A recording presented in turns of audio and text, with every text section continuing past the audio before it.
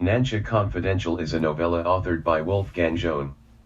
A greedy Chinese traitor, Bang Jin, tried to sell a Nansha, Spratly Islands in the South China Sea, secret plan to a CIA agent, Jack Miller, at Shanghai Hua Ting Hotel. But it failed. Gaston Smith, the national security advisor, desperately wanted to know what the plan was. He recruited a graduate, Jenny Lee, from Wellesley College as a summer intern in the White House and forced her to do the job. Jenny Lee majored in political science and had an ambition to be a U.S. ambassador to China. She had a unique family relationship.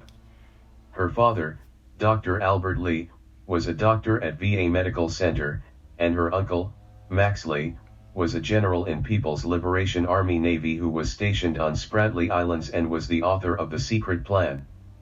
Gaston Smith exploited Jenny's family relationship and sent her and another intern, Andrew Schneider, to Spratly Islands. Were their lives in danger on the trip? Was the unsinkable aircraft carrier sunken in the South China Sea? Did Gaston learn the content of the Nansha secret plan? Did Jenny achieve her ambition? Find out in this unusual novella.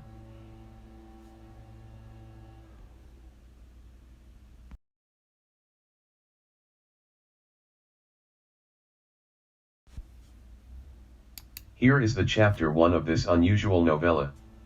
Bang Jin sat in a small private room in a Chinese restaurant on the 26th floor of the Shanghai Hua Ting Hotel.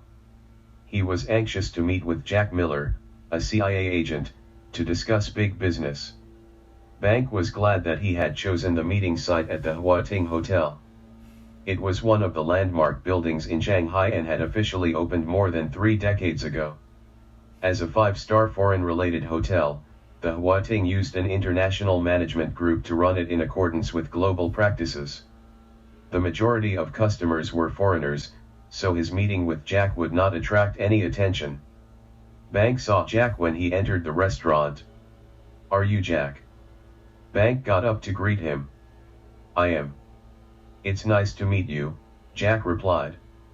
"Was it easy to find the restaurant?" "It was. I had stayed in this hotel when I was assigned to Shanghai 2 years ago.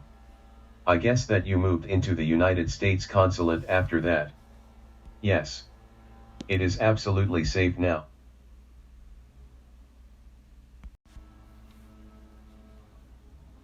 Just then a waitress came into the room.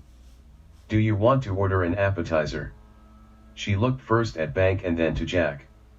"Can we have Nangxiang small buns and Shanghai spring rolls?" Bang ordered for them both. After the waitress left, he turned to Jack. "Let's continue. You told me that you obtained an extremely confidential document about the South China Sea. Can you tell me what it is and how valuable it is?" "Sure. There are 4 groups of islands in the South China Sea: Dongsha, Zisha, Zongsha, and Nansha. In English, these areas are respectively referred to as the Pratas Islands, the Paraseal Islands, the Macclesfield Bank Area, and the Spratly Islands. I know the 4 groups of the islands already.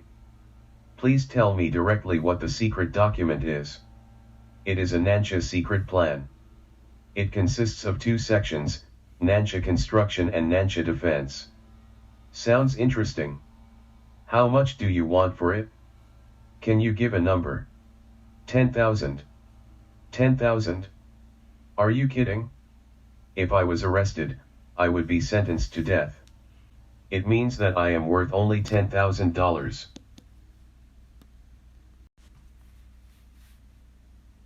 I didn't make it up without reason. Jack had done his homework after Bang made this appointment. "You are a hero and a patriot in Shanghai shipyard because you provided a few design sketches of the aircraft carrier USS Gerald R. Ford. After you returned to China from the United States, you presented them as top-secret documents. Shanghai shipyard used them as references, and the first Chinese nuclear-powered aircraft carrier, Taiwan, showed great similarity to the USS Gerald R. Ford.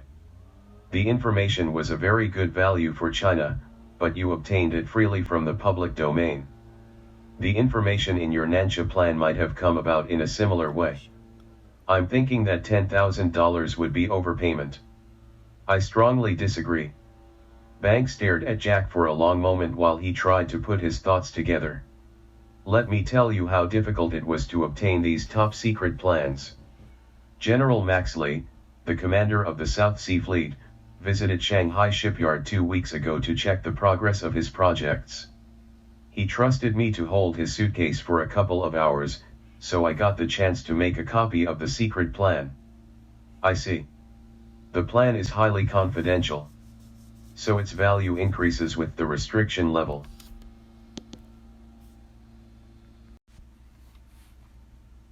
Let me enlighten you as to its true value. Bank took a small bun, which had just been delivered by the waitress, and put it into his mouth.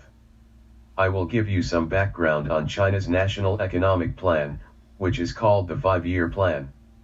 It is a long-term plan that mainly outlines major national construction projects, the distribution of productive forces, and the important proportional relationship of the national economy. The first 5-year plan began in 1953. The current 5-year plan is number 13 and spans from 2016 through 2020. How is it related to your secret plan? It is a kind of 5-year plan. It is called the Nansha 3/5-year plan. It covers the years of 2016 to 2020, 2021 to 2025, and 2026 to 2030. It is the detailed working plan for Nansha. Section 1 explains how to develop Nansha City. I don't think you would be interested in it. Of most importance to you is Section 2, which is the plan for how to defend Nansha. It is a consensus that there will be local conflicts between the United States and China, such as in the South China Sea and in the East China Sea. It describes several detailed methods to fight in the Nansha area. One of them is how to sink an aircraft carrier. Would that be done with missiles, torpedoes, or nuclear bombs? You could find out after reading the Nansha plan. How much do you want? If you are aware of the plan, you could save your aircraft carrier. I know that the cost of one U.S. aircraft carrier averages approximately $4.5 billion. I would ask $4.5 million, which is a fraction of that cost. An aircraft carrier is unsinkable unless a nuclear missile is launched. The plan is unachievable. $100,000 is the highest bid. Bank thought the offer was still too low. He suggested that Jack discuss it with his manager. Let's enjoy dinner now. Bank ordered a dish of shredded beef with hot pepper, and Jack ordered mapo tofu. Afterward, they agreed to keep in touch via the Jijizeza app. Bank paid the dinner bill by scanning the QR code with the app. They said goodbye and left the restaurant.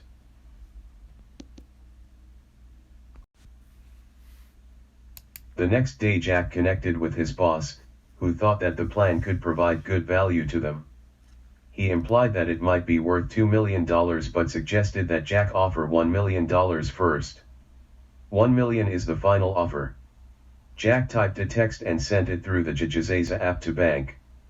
Okay, Bank replied. Bank was satisfied that it was 10 times more than the last offer, although it was less than what he had hoped for. He thought it might be the best offer he could get. Half will be exchanged with the document. The second half will be given at another time after obtaining the document. Please include circulated bills only. Let's do it at the same location, same day and time. Sure. Because the Chinese New Year was in just 2 weeks, Bank called the restaurant right away and made a reservation.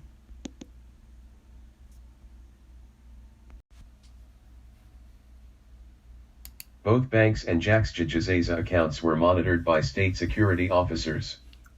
Plainclothes police were arranged at the Hua Ting Hotel, and a special video camera was set up in the private room that Bank had reserved. Exactly 1 week later, Jack arrived at the restaurant first carrying a briefcase containing $500,000. Bank came in next with his own briefcase. Show me the money. I don't want you to fool me.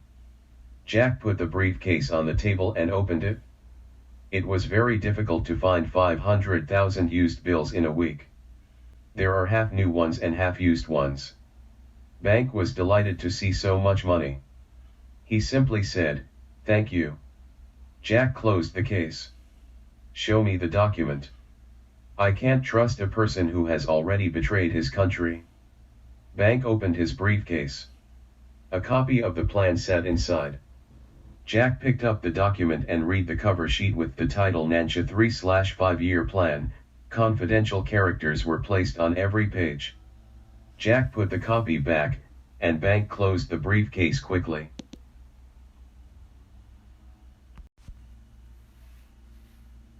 Suddenly 4 men rushed into the room and arrested Bank and Jack.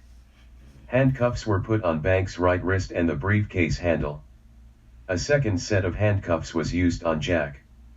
"I am an American diplomat. You can't arrest me," Jack said. Bank did not say anything. He felt he would be executed because of his treachery to the country. He would try to escape whenever he had a chance. As they waited for the elevator, he bolted to the stairway.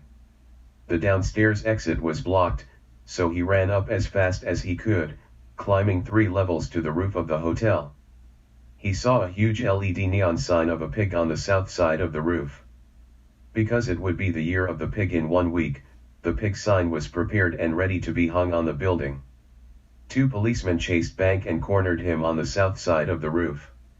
Having nowhere else to go, he climbed a ladder to the edge of the roof. "Don't come any closer.